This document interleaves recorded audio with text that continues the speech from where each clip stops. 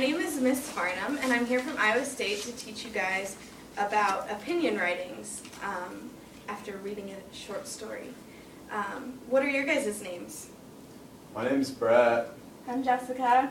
Megan. Nice to meet you all. Okay, how many of you have heard about opinion writing? Writing with your opinion. Nobody? Okay. Well, to write with your opinion means to write in a way that makes it so that you can put your input into it, and it's really about what you think. So I'm going to read this short story to you and then ask you to write about your opinion. So it's called The True Story of the Three Little Pigs, and it's by John Saiska. I know the pigs. You do? Uh-huh. How many of oink, oink, oink, oink. Yeah. My mom reads books about Three Little Pigs to me. Yeah. How many of you know the story of the Three Little Pigs? Everybody? Good.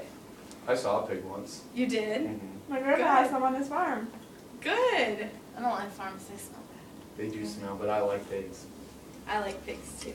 Okay.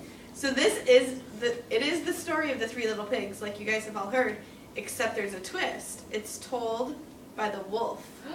So you get to hear the wolf side of the story. I don't like the wolf. Yeah. Mm-hmm. You'll have to listen to the story and then see how you feel about the wolf. Okay. Everybody knows the story of the Three Little Pigs, or at least they think they do. But I'll let you in on a secret.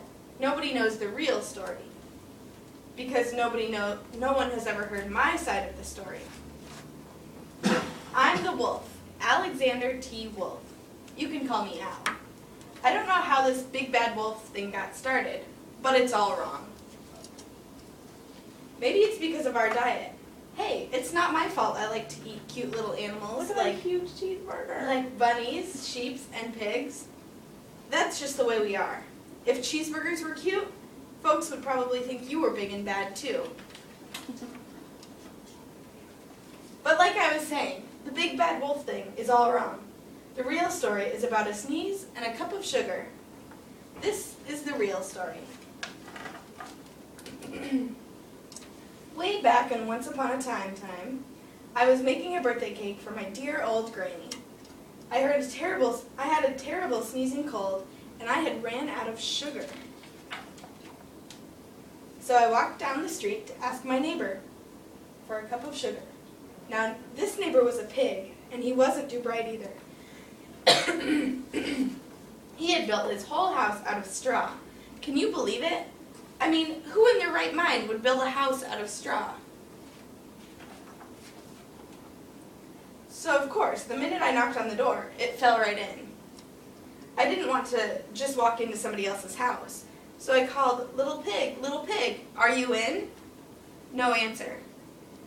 I was just about to go home without the cup of sugar for my dear old granny's birthday cake. And that's when my nose started to itch. I felt a sneeze coming on. Well, I huffed and I snuffed. And I sneezed a great sneeze. And you know what? The whole darn straw house fell right down. And in the middle of the pile of straw laid the first little pig, dead as a doornail. He had been in the whole time. It seemed like a shame to leave a perfectly good ham dinner lying there in the straw. So I ate it up. Think of it as a big cheeseburger just lying there. I was feeling a little better, but I still didn't have my cup of sugar, so I went to the next neighbor's house. This neighbor was the first little pig's brother. He was a little bit smarter, but not much. He had built his house out of sticks. I rang the doorbell. Nobody answered. I called, Mr. Pig, are you in? He called back, go away, wolf. You can't come in. I'm shaving the hairs on my chinny chin chin. I had just grabbed the doorknob when I felt another sneeze coming on. I huffed and I snuffed and I tried to cover my mouth, but I sneezed a great sneeze. And you're not going to believe it, but this guy's house fell down too, just like his brother's. When the dust cleared, There was a second little pig, dead as a doornail. Wolf's honor. Now, you know food will spoil if you just leave it out in the open. So I did the only thing there was to do. I had dinner again. Think of it as a second helping. I was getting awfully full, but my cold was feeling a little bit better. And I still didn't have that cup of sugar for my dear old granny's birthday cake. So I went to the next house. This guy was the first and second little pig's brother. He must have been the brains of the family because he had built his house out of bricks. I knocked on the brick house. No one answered. I called, Mr. Pig, are you in? And do you know what that rude little porker answered? Get out of here, Wolf. Don't bother me again. Talk about impolite. He probably had a whole sack full of sugar, and he wouldn't even give me one little cup for my dear old sweet granny's birthday cake. What a pig! I was just about to go home and maybe make a nice birthday card instead of a cake when I felt my cold coming on. I huffed and I snuffed and I sneezed once again. Then the third little pig yelled, and your old granny can sit on a pin. Now I'm usually a pretty calm fellow, but when somebody talks about my granny like that, I go a little crazy. When the cops drove up, of course, I was trying to break down the pig's door, and the whole time I was huffing and puffing and sneezing and making a real scene. The rest, as they say, is history. The news reporters found out about the 2 pigs I had for dinner. They figured a sick guy going to borrow a cup of sugar didn't sound very exciting, so they jazzed up the story with all of that huff and puff and blow your house down. And they made me the big bad wolf. That's it, the real story. I was framed.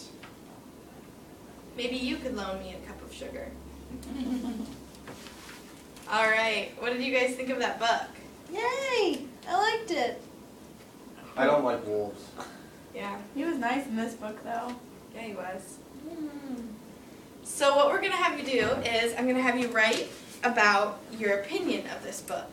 Now your opinion could be whether you believe the wolf and his story or if you are still on the little pig side of the story.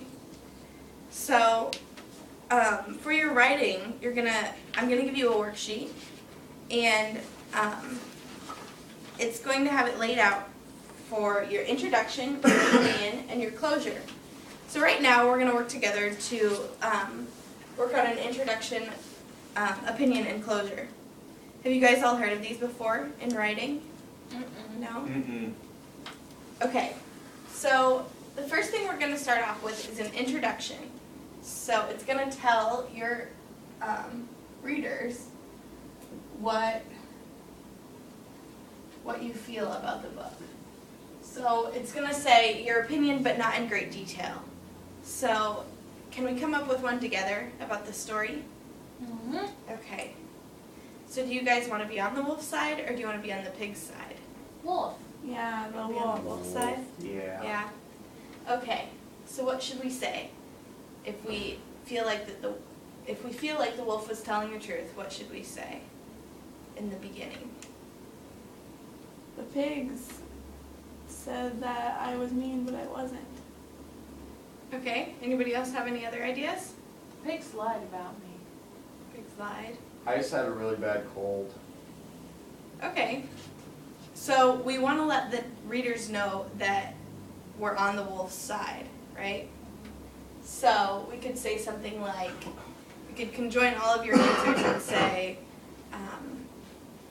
I believe the wolf because what do you guys think? Because He just had a cold. Just had a cold. Yeah. The pig might have been lying. He was just a little sick. Maybe we could start off by saying that we believe the wolf and that's it. And then we could add detail in later. How do you guys feel about that? Okay. Okay. mhm. So you believe that the wolf is innocent, right? Mm-hmm. Hmm? So, I think